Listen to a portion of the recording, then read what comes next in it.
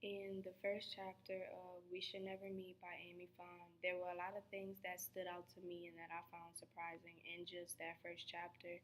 One of those things was after the war had caused Leanne and her family to lose their crops and their food and their farm got destroyed. Um, it was surprising to me how her family let her go off into another city by herself. They had all decided that that was the best thing to do since Leanne was the oldest of all her brothers and sisters, and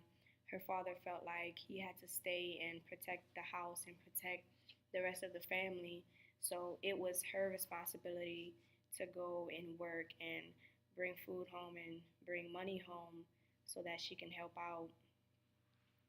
and help restore some of the damage that was done from the war.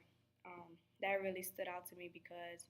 I feel like even though she was the eldest, she still was a kid herself, and um,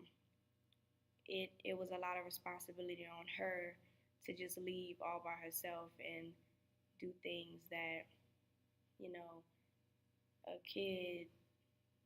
shouldn't really have to do. The second thing that I felt was impactful and really surprised me was after she had gotten raped by an American soldier. Um, she had the baby with a midwife, and she was really distant and cold towards the child. Like after she delivered the baby, she didn't want to hold it. She didn't want to see it really.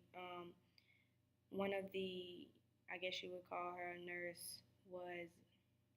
trying to, I guess, in a way, say comforting things and reassuring things to her, but she was just shut off to any kind of positivity, um, positive talk about a child that she did not want and she was not planning on having. So I felt like even though the situation she was in wasn't her decision and it was unfortunate, it still surprised me that she was still so cold and distant to the child itself when the child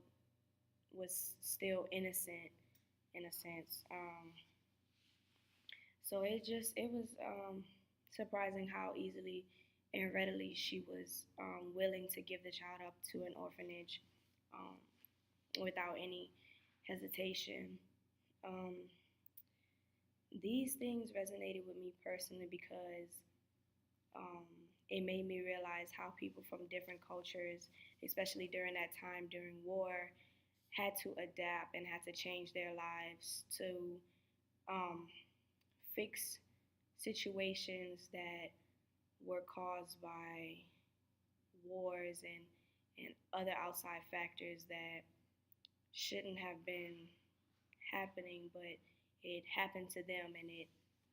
devastated that family or that community um, personally. This chapter helped me better understand social sustainability because it showed me how an example like war, which is a negative cause or a negative has will negatively affect social sustainability, came into play with this one particular family where once again their whole lives changed drastically because of war. So they had to adapt and um, do things differently when their life was going a certain way in which that certain way was working for them for so long, and now their lives and their normal way of living is just changed forever.